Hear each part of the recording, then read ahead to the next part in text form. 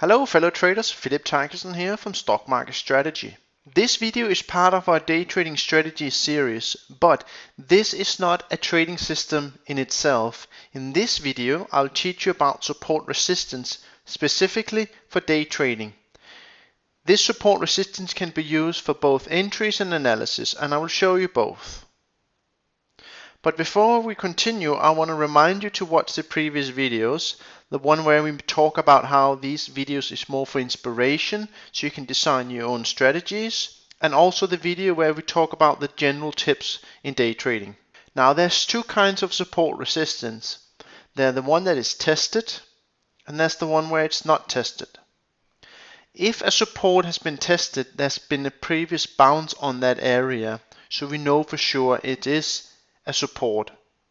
That doesn't mean it will hold, but there is an increased odds that it will. In the situation where we have tested support resistance, you can enter with a limit order with a small stop. I will show you this later. Or you can, for example, use candlestick patterns. If you're interested in candlestick patterns, we suggest watching our video we created here. Just click on this box. When the support resistance is not tested, we recommend that you wait and see what happens, and I will show you what I mean by that. Or you use candlestick patterns if it occurs at that area, again because candlestick patterns give you a small risk and a potential big target.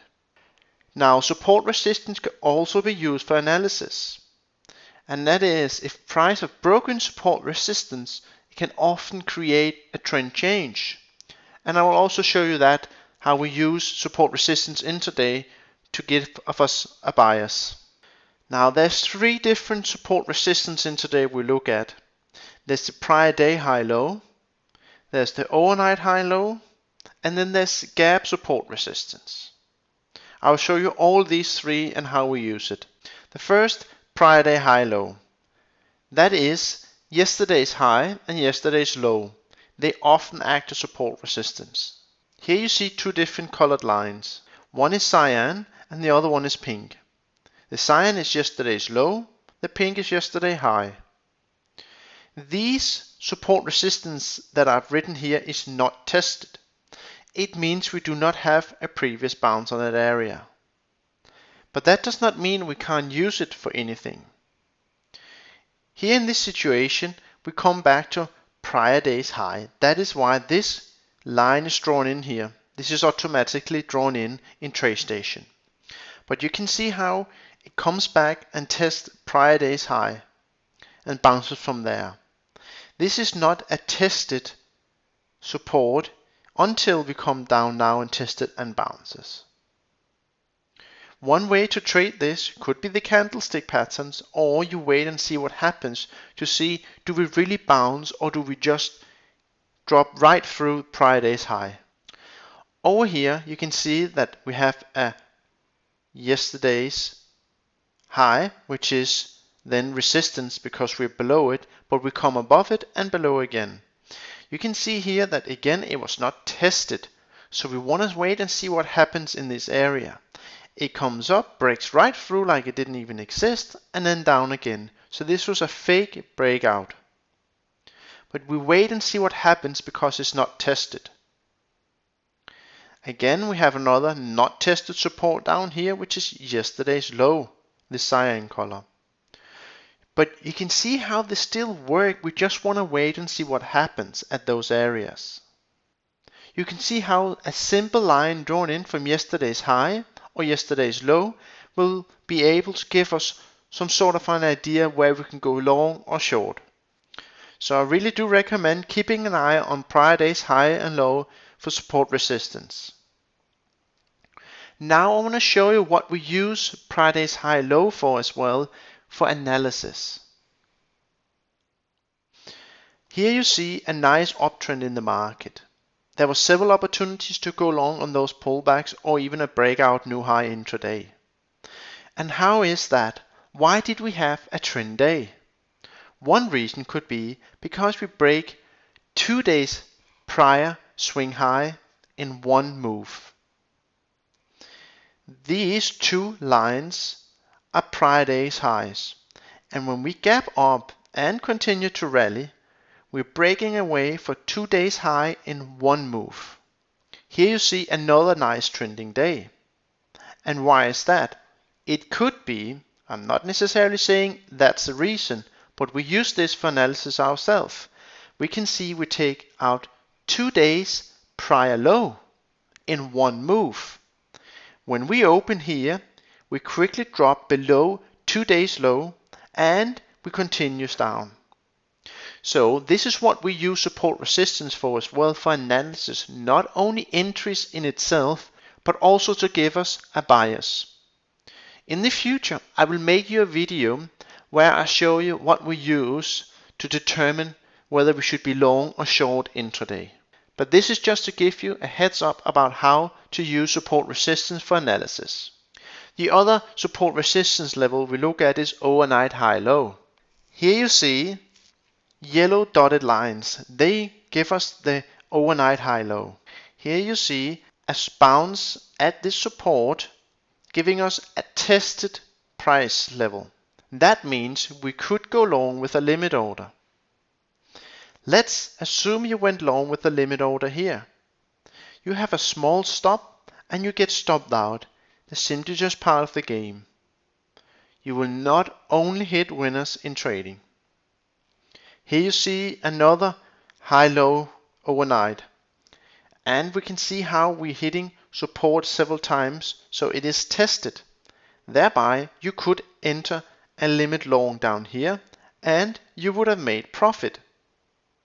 So you would have made your loss back because your loss is small here and your target is big here. So you might make 2 to 1. So even if you have 1 win and 1 loss, you still make money. But this is how we use tested support, and in this case there was even double support. We had the overnight low and we had yesterday low. Remember, support resistance is zones, and that is exactly what we're getting here, a zone. We don't only use the overnight high-low for entries, we also use it for analysis. And the same goes here. We have a nice move down. And why is that? Well, one reason could be we take out a triple low at overnight low. So because we take out all this support, price might be able to trend and drop significantly, and we can get a trade on either flag patterns on the downside, retracements up, whatever. But what we use this for, this overnight low and the triple bounce that fails, is we use it to give us a bias to go short when it's taken out and we get some trending market. As mentioned earlier, I will make a video in the future about how we get a bias intraday, whether to go short or long. The last support resistance we look at for intraday is the gap. Gap fills can often act as resistance or support, depending whether we gap up or down. Here you see 2 gaps. You see a gap up here and you see a gap up here. These are both not tested. That means we do not have any prior bounce at the gap fill, so we do not know if the gap will really hold. One way we could use this is we see a nice hammer here. And if you want to learn more about hammers or other candlesticks, we recommend that you watch our videos on that. But you could have entered on this hammer and you would have been stopped out. It is just part of the game in trading. But again, you have a smaller stop than your target, so you only need a 50-50 hit rate and you will still make money. Down here we see another gap fill, and that is not tested either. What you could do is you could use this little base here to go long when you see it starts forming support. How do we see that support forming? Well, first thing is that we see several bars next to each other. Price is no longer dropping or climbing, it's forming a base. We're also seeing a hammer here showing that buyers are coming in and pushing price up after sellers try to push it down. So this gap fill here from over here acted as support and we did bounce, and that could have given you a trading opportunity. This is just to show you that it's important to look at support resistance whether it is prior day high-low, overnight high-low, or even gap fills. There's more to day trading than just looking at support resistance. We recommend only trading when the charts are clean. That means no big volatility bars. They make it difficult to trail your position. They also make it difficult for you to get a proper risk to reward. We also recommend not trading around holidays because volume could be lower. We also recommend not trading around Fed announcement or other major news. These Fed announcement and major news often create those high range bars that makes it difficult to trade. This ends this video. Have a good day.